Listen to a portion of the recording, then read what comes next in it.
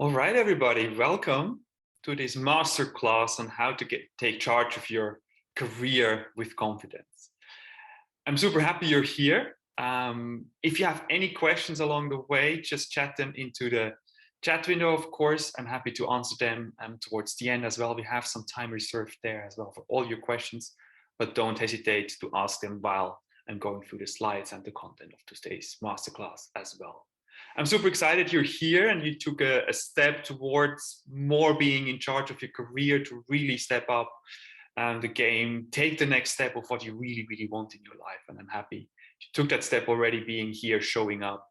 And I'm excited to share the content with you. Real quick about myself. I'm Miguel. You might know me a little bit maybe already. I have been, still am a serial entrepreneur. I think you never get that out once you have that virus.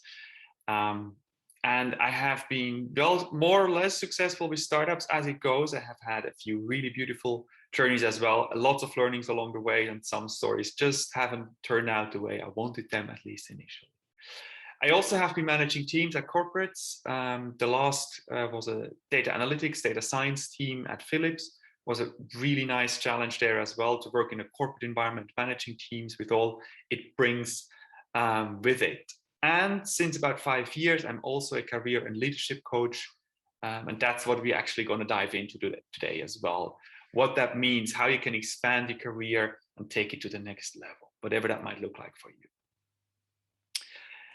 Now, right now, you're probably stuck somewhere in your career. You don't really know what you want. There's a few things that you want to look at, but you're just not sure how you want to change your career. Or you are stuck in this famous golden cage where it's just quite comfortable, but actually you're not excited anymore. You're just not happy at that point in time. It might be you lack excitement and motivation to really bring everything to work.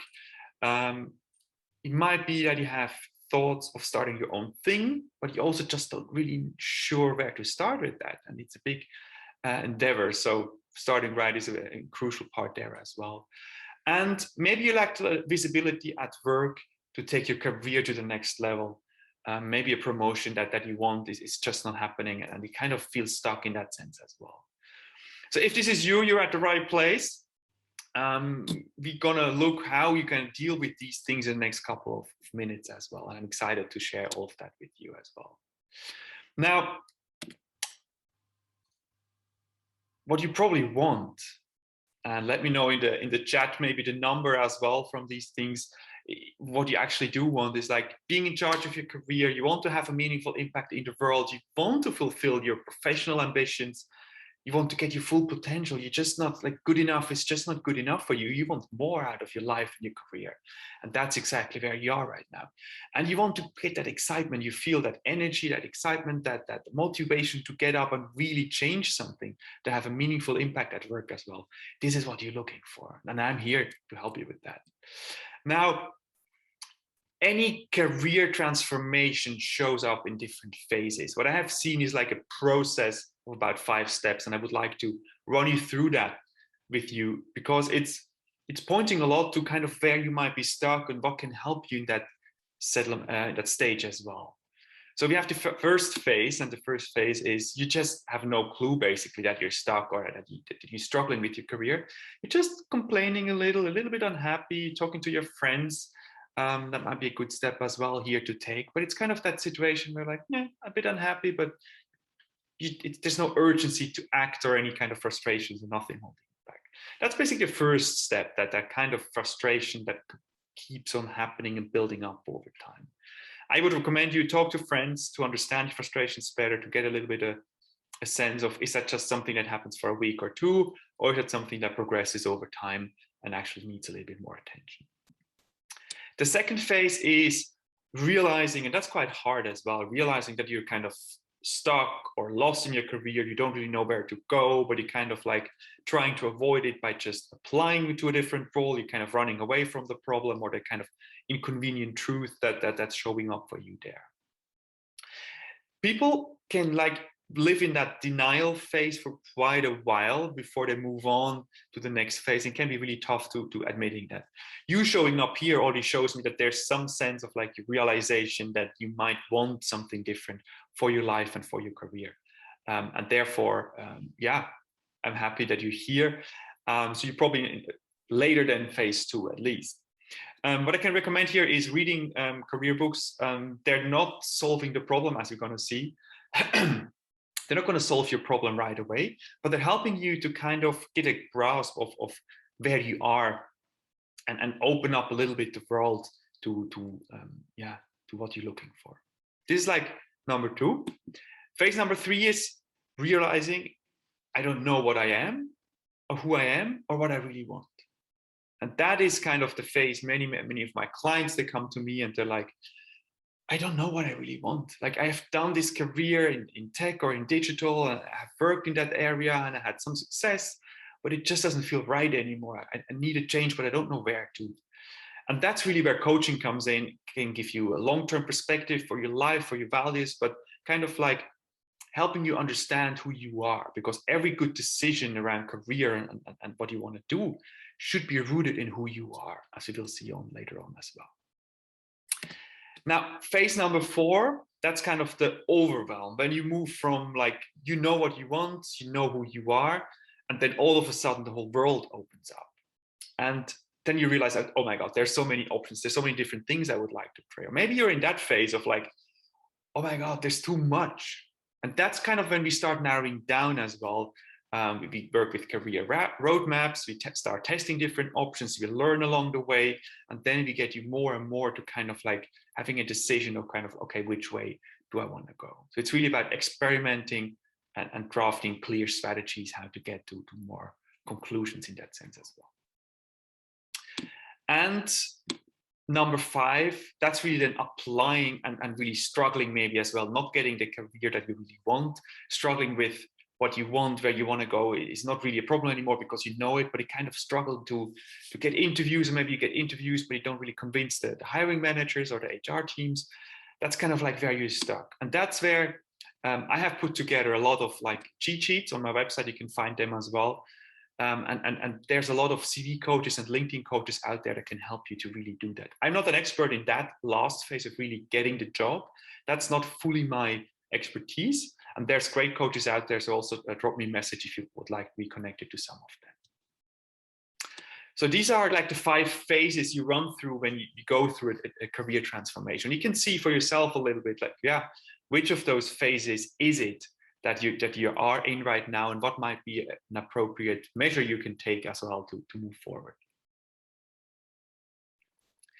It can be that these phases take months and you're kind of stuck in one of those phases. I hope not, but that can be, I have people in my friends and people I know that are stuck in like phase number 3 for like a couple of years until they kind of decide to take action and move forward with whatever that might be and look like for them.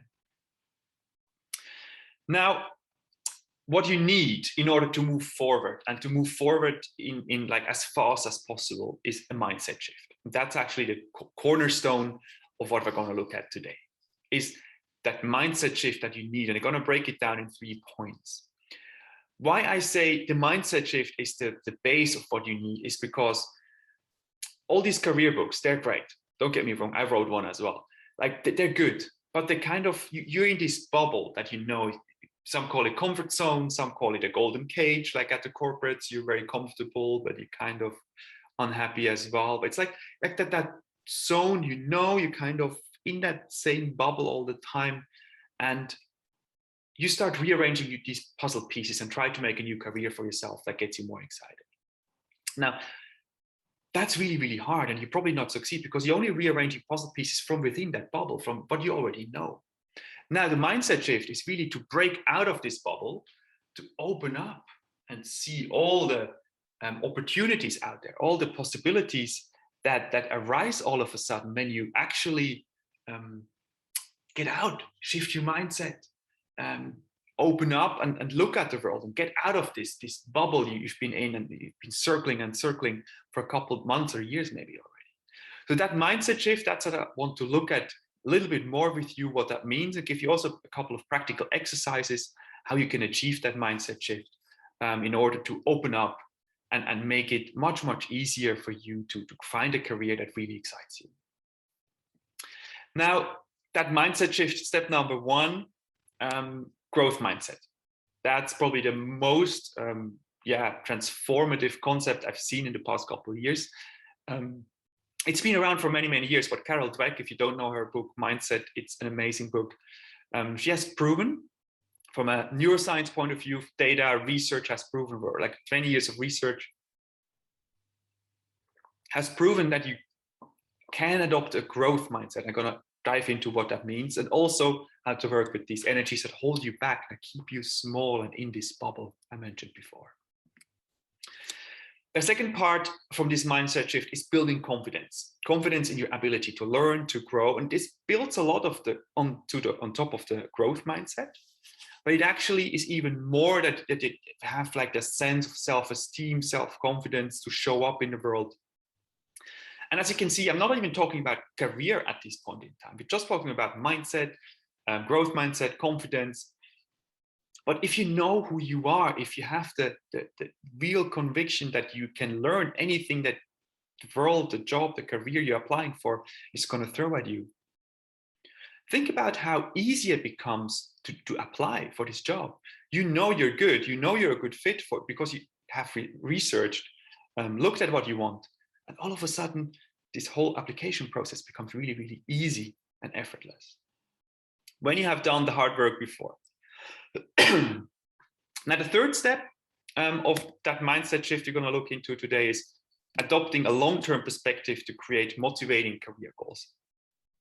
And that's, I think, really then focusing on, that's also where I bring a couple of practical tips in around really having a long-term perspective. Doesn't mean like you need to know we're going to go in 10 and 20 and 30 years and have it all planned out. Absolutely not. I'm a big fan of mindfulness, being in the moment, daily practice of really enjoying what is here and having a sort of a dot on the horizon where you feel like, hey, that's really what I want to go to. That's like the motivational part of I'm doing this because I'm moving this and this direction. All right, so let's dive into these a little bit more in detail. Growth mindset first.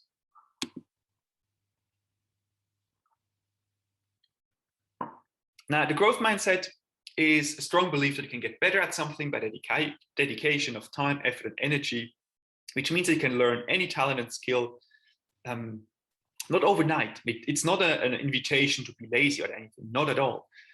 It's on the other hand, an invitation to work with diligence and a lot of effort on the things that are really, really important to you, with the belief that you can develop them, that you can become better at whatever you want to become.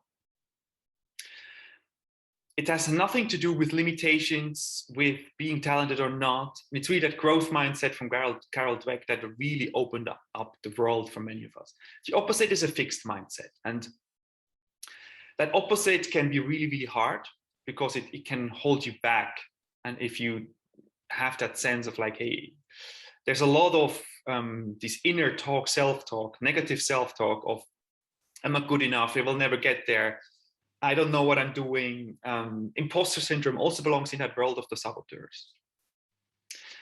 And you might know RuPaul here from the drag race as well, the drag queens that are competing with each other. And they always have to up level, get to the next level during that competition he judges. And he's very good at spotting when people are holding themselves back, when people are holding themselves back from really stepping up, really bringing all of them, being vulnerable, showing up.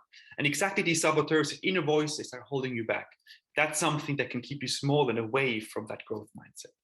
So building that awareness around these saboteurs that hold you back and building out the growth mindset in you, these two things are a big part of like opening up the world and escaping the bubble of actually figuring out what you want, what you truly want in life. Now, the next mindset shift is confidence. And please, as I said before, like feel free to chat in any questions you have along the way.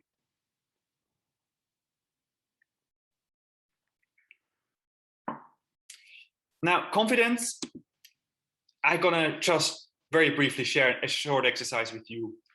It's not from me, it's a workshop format from Google, and it's called I Am Remarkable. And it's all about sentences that start with I am remarkable because.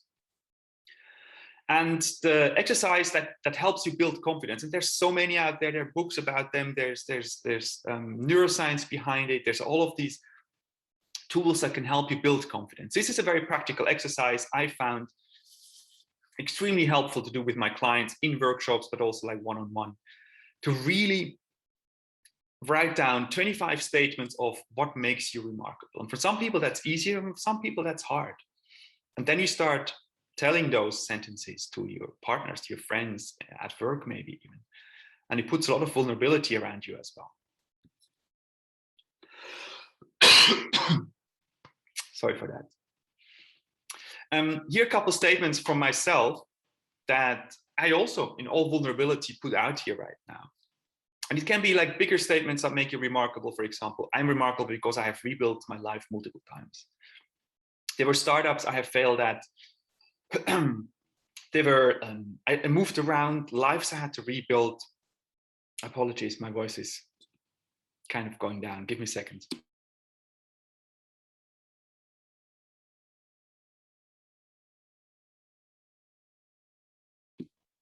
It's probably the dry air from the heating as well.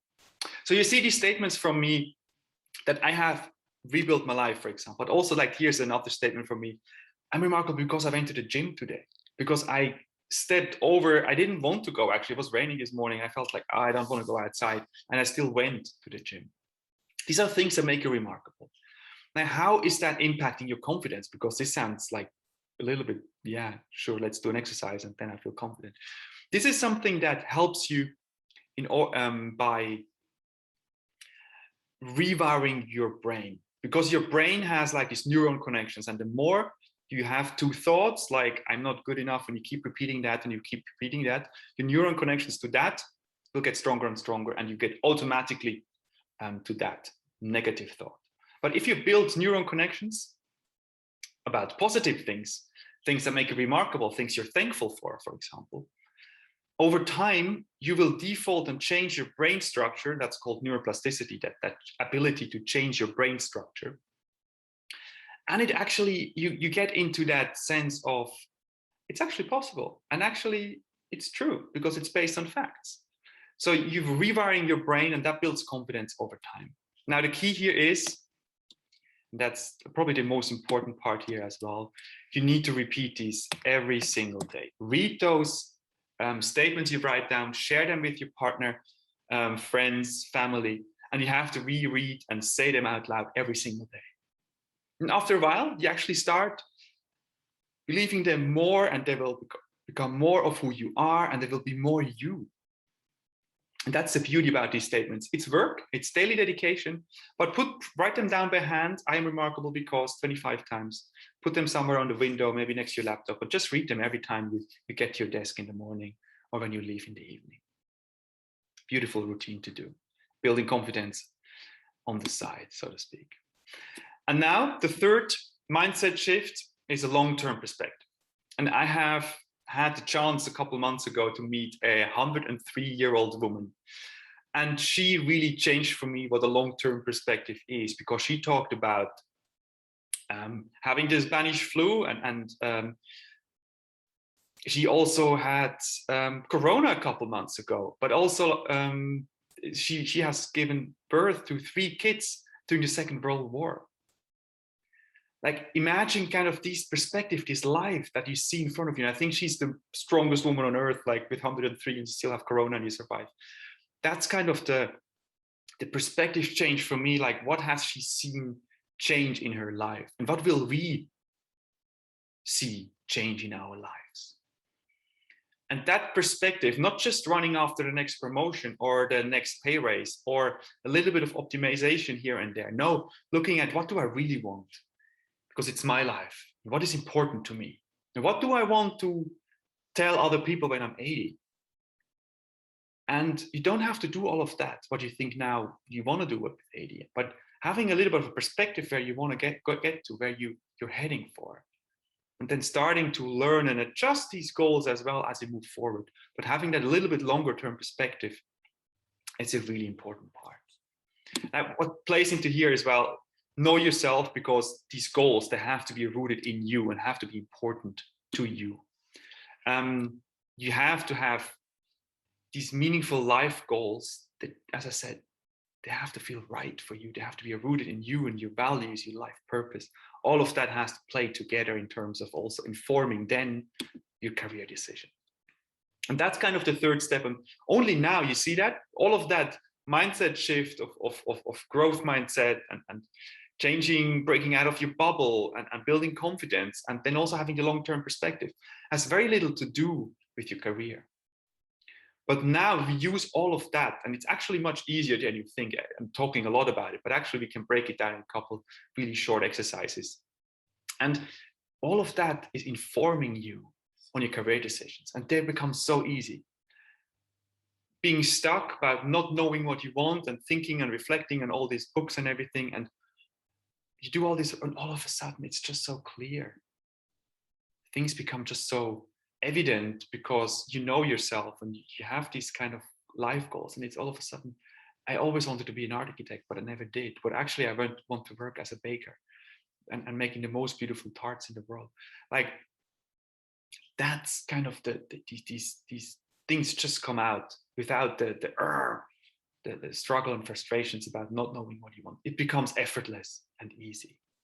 And that's why we have this mindset shift first. And then we start very practically. And that's why I also want to give you 2 practical tools in order to work around these. And how you can narrow it down. Once you have a couple of options, once you have done all that work, you can start to kind of create more clarity around ideas and job ideas you might be having. One of them is a very simple table. It's a screenshot from my book. And it's very simple because it describes what kind of roles. You have different rows for different roles. You also describe what kind of company structure size would you like to work at. Maybe there's a startup. Maybe you also can imagine at a corporate with a specific focus. Maybe something else. Maybe there's an NGO space that's interesting to you. All these things you write down. You write down the industries you would like to work in. Maybe that's a specific thing you would like to look at. Maybe it's telco. Maybe it's healthcare. And then you look at what kind of ways of working do you have. That means what kind of requirements, you could call it, do you have outside? Is it like, I need at least this amount of salary, at least that amount of holidays? Is it kind of like a level you would like to work at? Is it a team leader role? These are kind of ways of working that you can add there as well. Would you be a consultant maybe if you want to be hired, or a freelancer? So all of that you can put in this little table. It's not mind-blowing, but it helps you to structure your thoughts, and often that kind of gives people a way of bringing structure to their chaos they have before. So that's a really small thing you can use. And the second part is, once you have a goal, once you have clarified what you would like to work on, we have what we call a career roadmap. It's a tool. You put your dot on the horizon in year 5. Here we have an example of becoming a CTO of a mid-sized tech company. And then you work your way back. You work your way back to what kind of steps do I need to take? And it can be 5 years, 3 years, 1 year, 10 years, maybe even, to work through this process.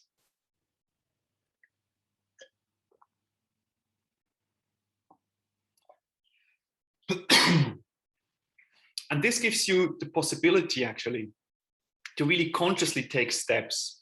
And as you move forward, you might learn in year 3, I don't want to be a CTO. Actually, I would like to be a COO. Or actually, I just want to be an engineering manager. I'm super happy there. That's exactly where I want to be at that point. And then you do that. But you learn more as you move closer and closer to that goal or the dot on the horizon that you put out for yourself.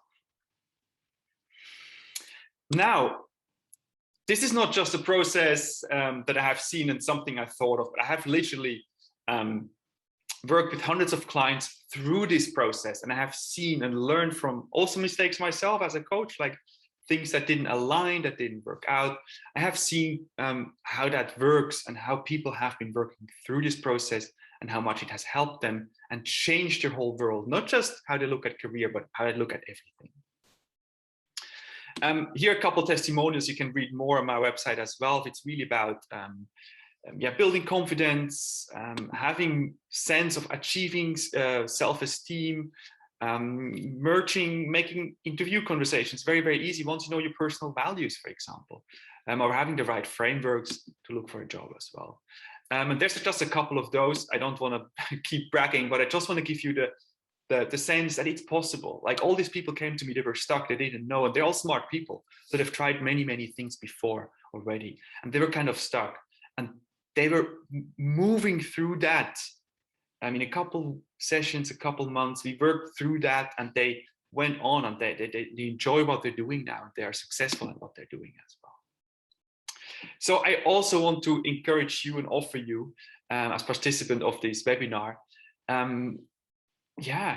we can create that clarity for you as well. We can resolve what is holding you back from change today. We can support you in taking the next career step with ease. As you have seen, moving through that is not easy, but once you have the clarity about what you want, who you are, what you're working towards, it all becomes so much easier with confidence, with the growth mindset. It all becomes just easier and less and effortless. With the QR codes, don't we all have QR codes at this point in time? You can just scan it with your phone, with the camera of your phone, and then you get towards just signing up with me. If you have some more questions as well, if you're curious about maybe moving through that process with me as well, I'm happy to have a conversation with you. Or you can just reach out to me via my website or Instagram or LinkedIn or whatever channel it suits you best. To start a conversation with me and ask questions there as well. I'm through already. That was very intense, I can believe, for all of you. There was a lot of content as well, a lot of things I was just throwing at you, a lot of new concepts maybe as well, and insights. Feel free to share any questions you might be having now in the chat. There's also a Q&A feature enabled, so use either of those. And I'm just having a couple more minutes, of course, we all have here together. Ask your questions, and I'm happy to answer them now. Or if you like and prefer, then on a later stage as well.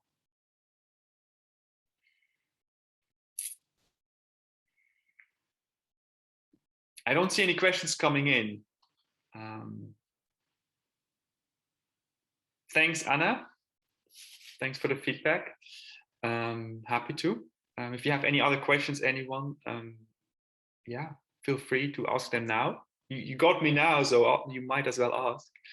Otherwise, I'll just close in like a minute or two. I will close this masterclass, this webinar. And I hope to reconnect with you on whatever channel you will find me on LinkedIn. Just type my name, you'll find me there. Really looking forward.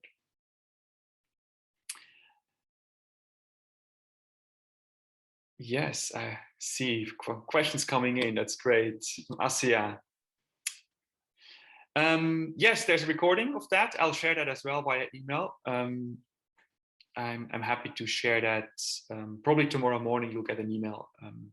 If you can, Asia, can you send me an email? Because you probably signed up right now anyway. Sorry, otherwise you wouldn't be here. So then it just goes all to everybody who has signed up. They will get the link as well. Great, and thanks for sharing that. There was another question as well.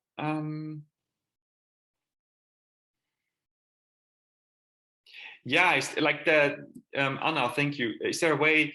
She's asking, is there a way to tell when to take the leap and make a change? You probably are in that golden cage. She says, like, the job is okay, pays well, and it can be difficult to decide, like, do I take a change? Do I make a change? What's important? What's there?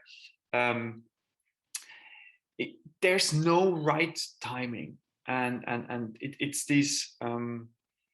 Once the funny thing is, once you have a goal identified that's rooted in you, that's connected to who you are, your values, what's really important to you, it's almost impossible not to take the leap of faith, not to change, and it takes risks. And our nervous systems, and that's like neuroscience again, like they're holding us back, because back in the days when we were kind of from plants to fish to kind of the mammals we are today, we lived in tribes, and being alone, so the connection was the most important part, security, and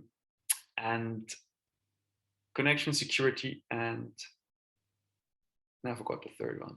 Doesn't matter. There's three of them. That's really important, really holding us back. So not being connected to the tribe, to the people we know, means death, because we can't feed ourselves and we can't hunt a mammoth ourselves.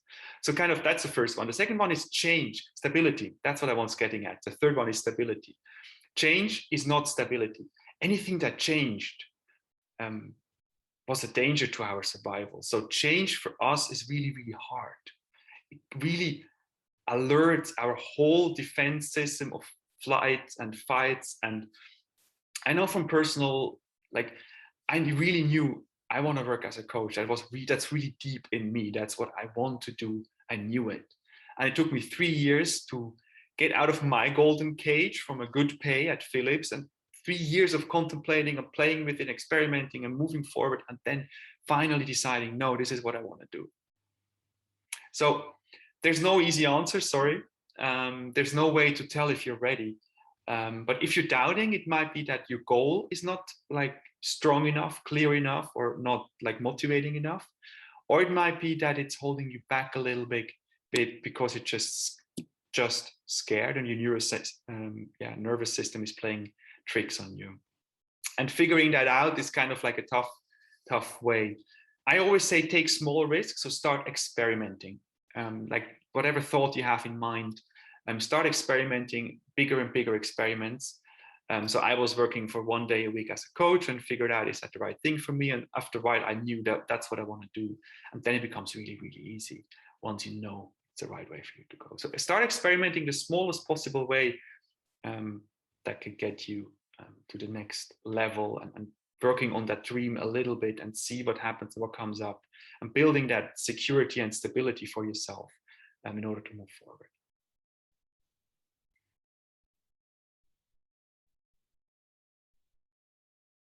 Thanks for sharing that. Thank you.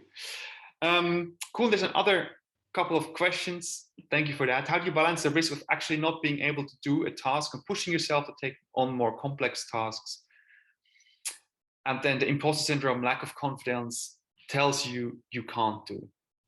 So part of a lot of the work I do is really around identifying, creating awareness around either imposter syndrome, like these lack of confidence, the saboteurs that are talking to you, creating the awareness. And I think it seems already that you have this awareness already to realizing, when is it imposter syndrome, when is it something else holding you back, or is it actually a real risk, saying like, oh, this is actually not such a good idea, I shouldn't really do that. But maybe there's something to explore in just taking the step. And usually taking the risk, as long as it's kind of a smart risk and not risking your whole life in a whim, but like a smart risk, you think like a calculated risk, I can do that, I should be able to do that, and I'm scared, that's usually a pointer towards something that's really meaningful to you. And then there's nothing in the world that I can do or anyone can do but just take that leap of faith. Just do it. And that's very frustrating to me as a coach, because sometimes I really want, but you have to do it. And by doing it and doing it and doing it again, that's how you build confidence. The more presentations you give, the better you get at it, the more confidence you'll have in giving presentations.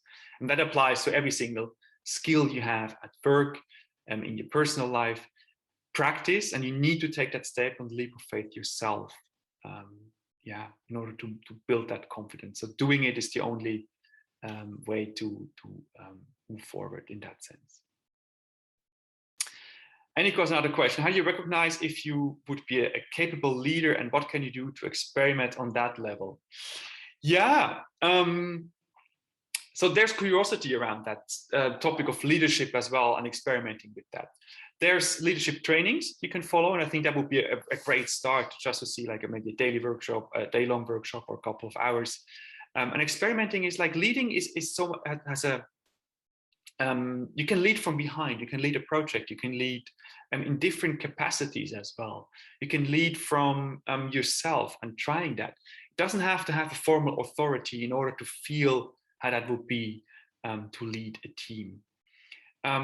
Usually there's a lot around communication, conflict, feedback, that's really necessary in the leadership space. And if you feel you have these skills or you would like to develop them, because you can all develop them, of course you can, then I think you should just explore roles and maybe also speaking with your manager if you can take more responsibility in certain areas. And then also step by step taking more responsibilities in that sense. That's a very vague answer how to move into a leadership role and experiment with that. But I think it's really these small things of recognizing when you take leadership, and it can be take leadership and responsibility for yourself, of speaking up, of being in charge and organizing certain things as well. So there's a lot around that you can experiment with not on a full-blown leadership position. It's usually easier, by the way, to not always, of course, but it's easier sometimes in your company to go to leadership position and then move, and not try to do both at the same time, move to a different company and move into a different level or leadership role as well. So that's kind of like the advice I can give here. But I have seen so many times that has proven to be different as well.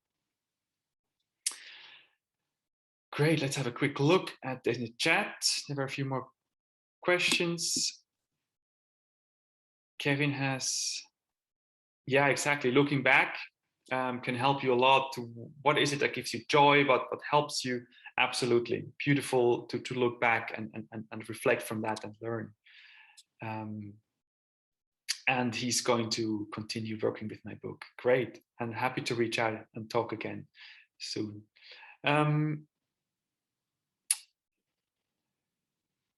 Leslie is asking who can help with thinking what kind of jobs, career are even out there. He knows parts of what he does, but some things he hates. Exactly. So he's really looking for, what could he be doing and moving forward? What kind of jobs, but he doesn't even know where to start. So I think for you, it might be good to list down all the activities you would like to do, and maybe then a LinkedIn search. That sounds maybe a bit vague, and I also don't really know what it is, but just a LinkedIn search for a couple of those terms and see what kind of people come up and jobs come up, what kind of results you would get there. And with that LinkedIn search, you can start actually talking to these people and ask them what they're doing, what they have been doing in the past, what their next roles are, and then figure out a little bit, okay, so there's a new breadth of ideas that might be coming in. You might also just ask people. You might ask me, you might ask other people, you might ask your friends. You might ask these on like, what jobs can I do with this and this and this and these skills, and just do like some sort of a research in that space as well. I think the research is what you would need to get there. If you want to give a little bit more thought about that, structure your thoughts maybe a little bit, also with the diagram I showed you with like the roles, etc., etc. Maybe you don't know the role yet, but you can write in there the skills. If you want to write that and share it with me, or maybe I have some thoughts as well that can, some practical thoughts that point you maybe in the right direction, I'm happy to do that as well. So just send me an email with maybe your thoughts and what you like to do, and we can see how we get from there. That might be the best. All right, one more question here. Jelena is asking, I found a field I would love to work in, but I have to find a steady job in my current career while learning new skills. How to maintain the motivation and keep going in the new direction? So that's beautiful, because that's exactly the situation I was describing before. It's like, once you know what you want, you have a dot on the horizon, but that career roadmap, that takes some time. And how can you continue having that motivation to work towards? I think making that goal you have very, very concrete, and not just on a mental level, but almost like physically embody. And that's like neuroscience has shown as well, like when we embody something, when there's emotions around that, when we're super excited about something, it kind of like the body helps us to get this motivation and the excitement up as well. Like also when you're procrastinating, using the body in the right way can help you actually getting stuff done. So also here, I think really taking maybe half an hour for yourself, write down how your life would look like when you had that job, how you would feel when you had that job or this career. And then really think about where you would be, what you would be wearing, make it really, really plastic for yourself. And then maybe even walk around a little bit like you would in that new career or role, or doing some of that. And just having that, and then reminding yourself, maybe there's a drawing, maybe there's a picture, an image that captures that new career you have, that captures that motivation. And I think it would be nice to have that somewhere standing around and reconnecting with these thoughts from time to time. And what you can also do is like try to find small activities of that new career that you can do maybe once in a while that really give you the boost again. So I don't know if you, an example would be if it's you want to become a fashion designer, and so sometimes maybe you just go to a very expensive shop and look at the designs and how they are made, or maybe look at Instagram feed and really consciously connect with that goal of yours. That's how you keep you give a boost, a little bit of a boost to your motivation each time you do that and reconnect with that goal of what you have.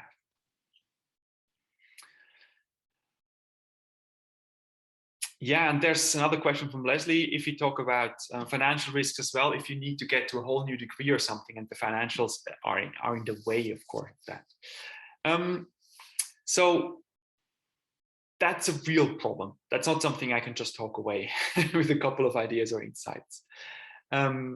What it does help in that sense is again, like I just said before, like this motivation. Is that the right goal? Is that the right thing? And if it is, then are you willing to take that risk? Are you able to take that risk?